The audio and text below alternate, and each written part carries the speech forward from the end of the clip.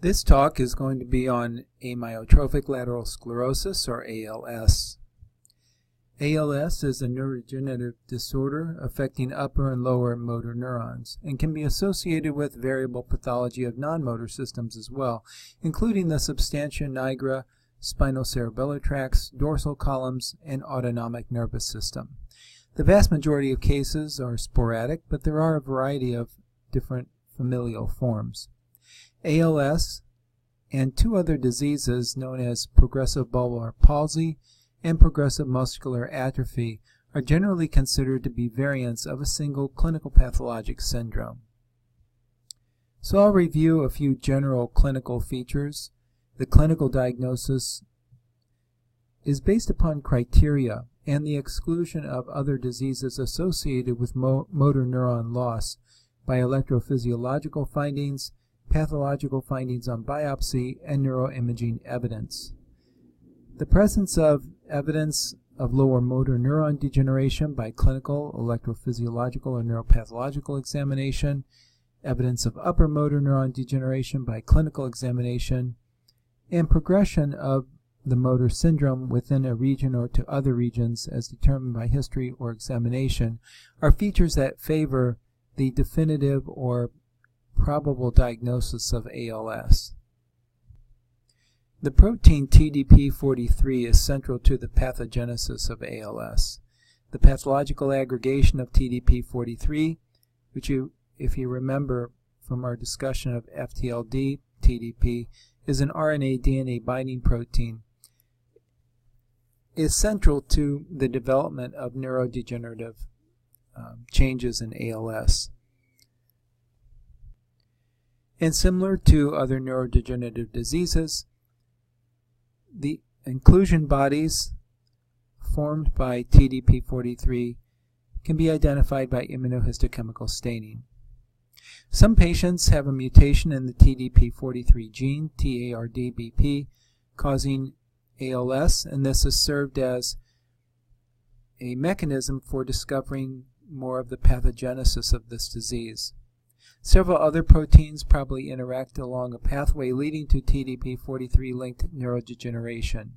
Mutations in genes coding for these proteins may also lead to muscular or motor neuron disease characterized by pathological TDP-43 accumulation. TDP-43 is also important, as we learned about in FTLD, or frontotemporal lobar degenerations associated with TDP. Some of these patients not only have shared TDP-43 accumulation, but also have motor neuron symptoms. The gross findings of ALS are typified by anterior nerve roots that appear shrunken and gray when compared to posterior sensory roots. The spinal cord may also be atrophic. In most instances, the brain is grossly normal, but in a small proportion of cases, the precentral gyrus appears atrophic. In patients with dementia, the frontal and temporal lobes may be atrophied. This is the gross appearance of cervical spinal cord from a patient with ALS. The upper motor anterior roots, identified in the red oval, appear normal, a normal thickness, while in comparison the lower cervical anterior roots, identified in the blue oval, are spindly, indicating severe atrophy. The histologic hallmark in ALS is loss of motor neurons and astrocytosis in the spinal cord, brainstem, and motor cortex.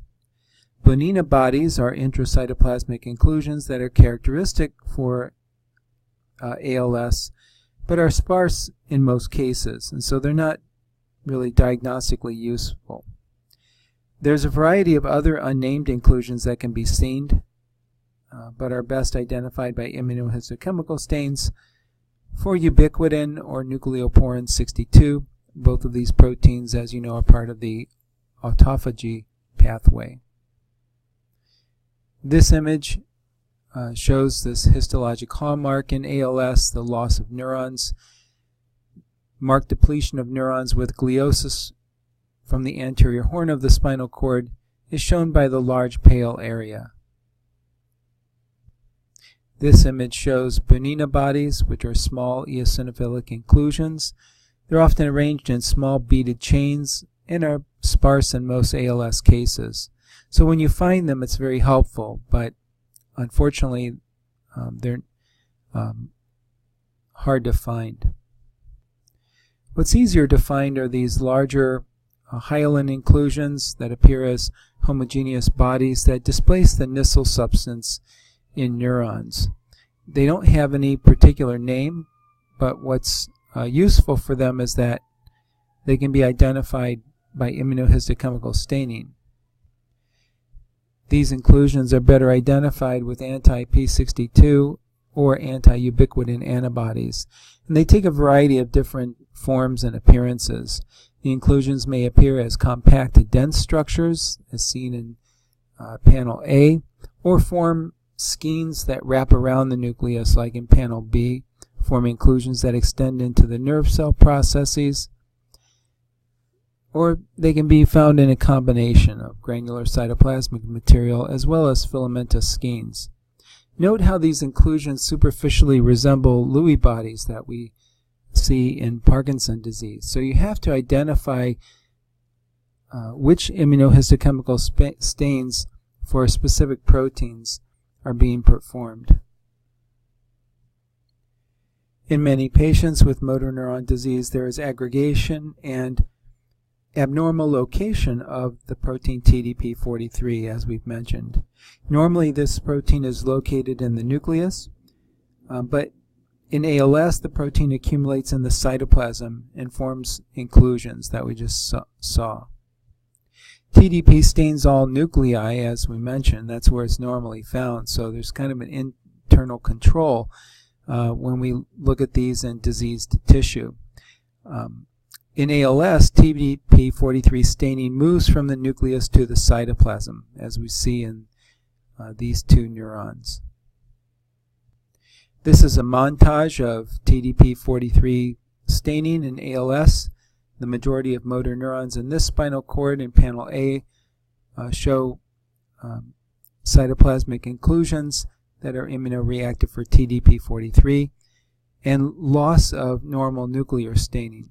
As we see in panel B, some of the neurons show absent nuclear staining with granular cytoplasmic staining of TDP43. Some of the skein-like inclusions that we saw with immunostaining for P62 and ubiquitin are also revealed by anti-TDP43.